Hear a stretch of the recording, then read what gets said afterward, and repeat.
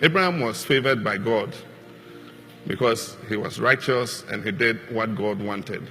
He did what pleased God, and so he was favored by God. If you take his whole family, the only person who was selected for favor by God was Abraham. And so God can select you for favor. That is, if you seek his favor and if you do the things that please him. There are many others in the Bible I can give you. Isaac was blessed. Isaac was favored by God, so that even when there was famine and there was drought and Isaac planted his seed, he harvested 100-fold. So even in the midst of hardship, like the economy is hard, a lot of people say, "Nkoye, things are hard."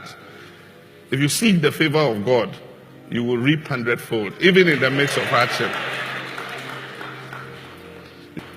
You remember the story of Jacob and Esau.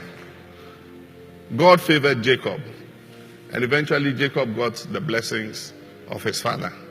And Jacob prospered and became a very rich man, very wealthy. Remember the story of Joseph. Joseph was sold into bondage by his brothers. And God has a purpose for everything. You think that it was a calamity that had befallen Joseph, because to be sold by your brothers to slave traders, not knowing where they are taking you, Joseph must have felt very betrayed and very sad that his brothers would do that to him. But God had a plan. And so the slave traders took him to Egypt. And if you remember, they put him in Potiphar's house.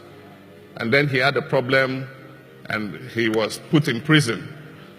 And then the Pharaoh had some dreams, and it was only Joseph who was able to interpret those dreams. And so Pharaoh brought him and made him his chief minister.